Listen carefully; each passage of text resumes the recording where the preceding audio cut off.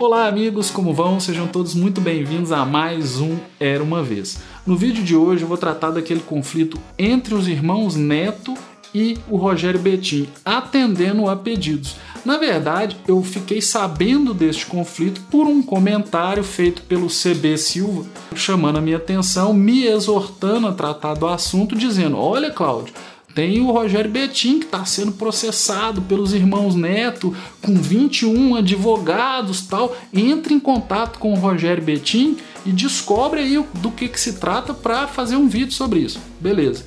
Eu tentei entrar em contato com o Rogério Bettim. Mandei uma mensagem pelo privado do Twitter falando: olha, eu tenho interesse em saber esse tema, eu tenho um canal que trata disso, eu analiso esses conflitos sob a perspectiva da liberdade de expressão, só que eu não recebi resposta. E não estou achando ruim não, e nem julgando ninguém em razão disso. Ele pode não ter visto a minha mensagem, era um momento em que ele estava todo enrolado lá com aquele processo, que ele ficou tenso com isso. E mais, alguém que você não conhece te manda uma mensagem falando: me fala aí do seu processo. É estranho, não é não? Então é bastante razoável que ele não tenha me respondido por N possíveis motivos. Então, por isso, eu não pude tratar do assunto antes, não tinha as informações necessárias, e agora eu vou tratar, mas eu vou tratar mais da decisão. Porque, vejam, grande parte das ações envolvendo liberdade de expressão e youtubers têm sido propostas no juizado especial, como é esse caso.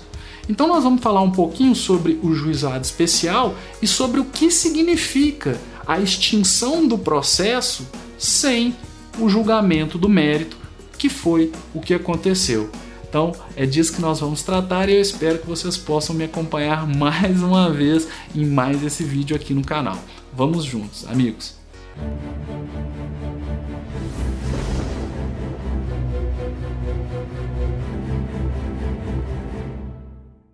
Eu queria começar falando sobre essa questão dos 21, ou há quem diga 23 advogados. Meu Deus, um processo com esse tanto de advogado. Gente, quando você vai a um escritório de advocacia e assina o contrato, você tem que assinar uma procuração. É um papel que você vai assinar, é um instrumento de um contrato de mandato, pelo qual você vai transferir poderes para o seu advogado poder te representar no processo. Quando se trata de um escritório que tenha 5, 10, 20 advogados, normalmente a procuração tem o nome de todos eles. Porque se numa dada situação houver algum problema e um advogado não puder resolver, o outro pode, porque também tem os poderes. Então o que há ali é uma procuração com poderes sendo transferidos para 21 ou 23 advogados. Isso não significa que 21 ou 23 advogados estão envolvidos na causa. E não é nem muito viável uma coisa dessa, porque, veja, uma ação de indenização, do ponto de vista do argumento, é relativamente simples. Não tem nem espaço para 23 advogados atuarem num feito como esse. Se fossem 23 a escrever essa petição, ia ser igual um jogral. Excelentíssimo, senhor, doutor, juiz. Entendem? Então, assim, não é isso. Deve ter 1, 2, 3 advogados que estão mais voltados para o cuidado dessa ação. Então, isso aí, meu Deus! Não, para. Isso aí não é o que torna a situação peculiar ou diferente do que é o normal. Isto dito, a ação era uma ação que queria indenização do Rogério por ele ter causado danos aos irmãos Neto com os vídeos que ele faz de denúncia. Porém, o processo chegou ao final sem entrar nessa discussão. E eu não vou precisar entrar nessa discussão para explicar como que o processo acabou. Vejam só, nós estamos tratando de juizado especial. Esse pessoal é obrigado a ir para o juizado especial? Não, não é. O juizado especial é opcional. E, no caso, quando esses sujeitos optam por propor a ação no juizado especial, eles estão abrindo mão de alguma indenização que fosse além do limite estabelecido para o juizado. Vejam vocês o texto da lei. Pois bem, Tendo optado pelo juizado especial, uma das vantagens é que, em regra, você não tem que pagar as custas do processo e nem, ao final, é condenado a pagar os honorários do advogado da outra parte. Então, é um outro motivo pelo qual, normalmente, as pessoas têm escolhido o juizado especial. Isso está na lei também. Olha o artigo 55. A sentença de primeiro grau não condenará o vencido em custas e honorários de advogado, ressalvados os casos de litigância de má-fé. Em segundo grau, o recorrente vencido pagará as custas e honorários de advogado. Então, considerando que até certo valor é possível propor a ação no juizado sem custas, as pessoas tendem a escolher, se o caso é mais simples, o juizado. Porém, no juizado especial, a presença das partes nas audiências é essencial. Então você vai lá, apresenta a petição, como foi o caso dos irmãos Neto. E aí marca-se uma audiência de conciliação que, se não der certo, o réu apresenta a defesa. Se o autor da ação, no caso os dois irmãos, não estiver presente à audiência, o processo é encerrado sem julgamento de mérito. Tem previsão legal para isso?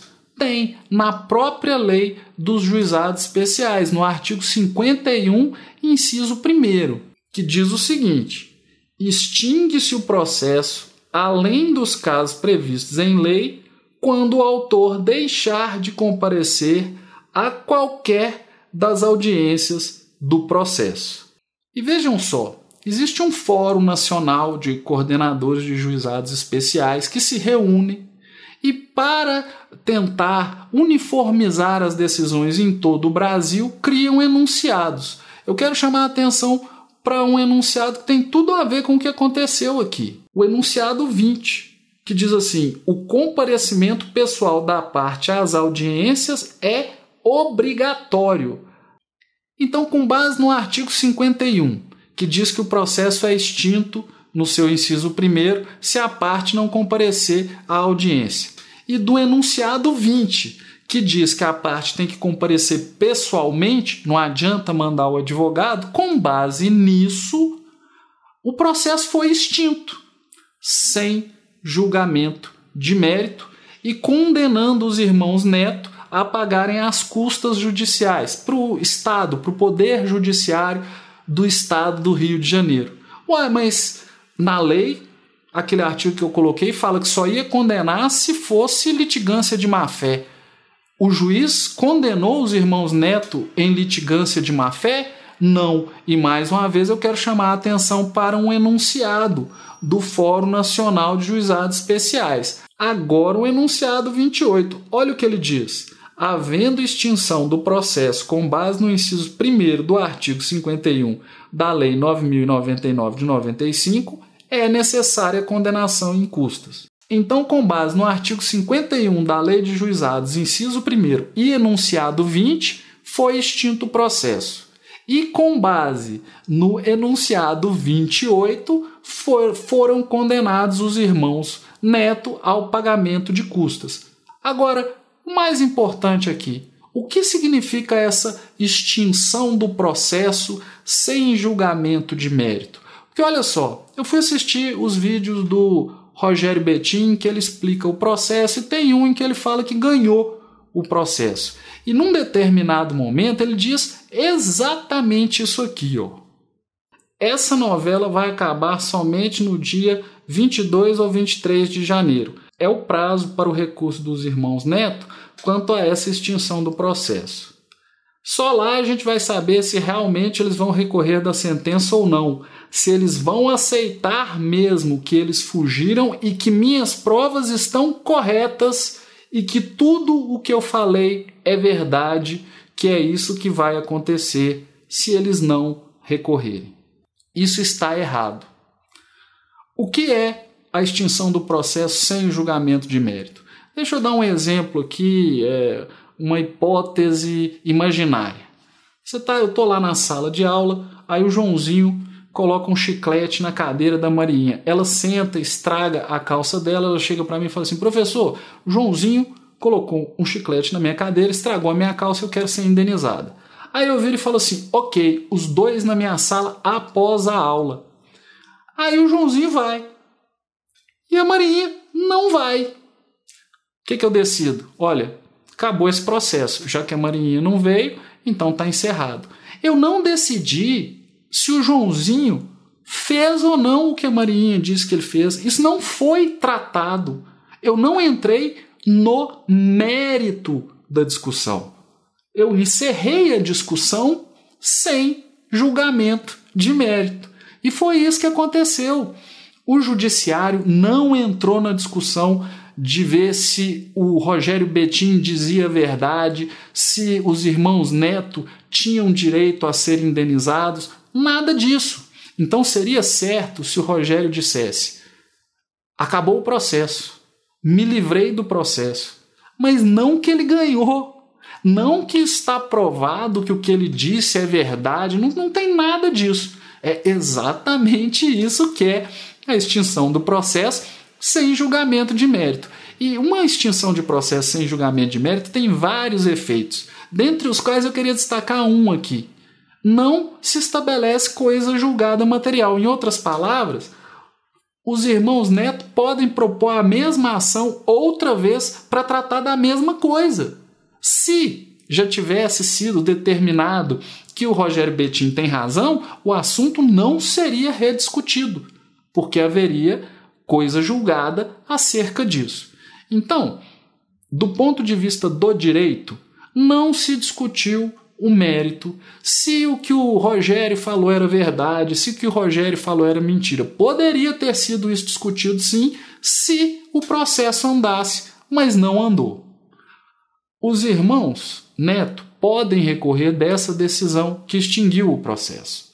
Há casos de decisões que entenderam que quando as pessoas tiveram motivo para não ir e o advogado esteve presente, que o processo não precisaria ser extinto. Então ainda há chance de reverter isso.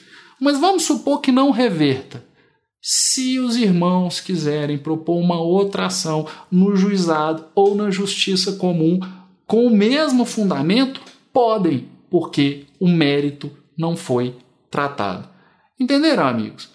Então, basicamente, é isso que eu tinha a contribuir nesse caso aí dos irmãos Neto e Rogério Betim, para que nós não fiquemos confusos com os efeitos do encerramento do processo nesse caso. Agradeço mais uma vez aos comentários que me levaram a esse assunto e a você que me acompanhou aqui até esse momento do vídeo.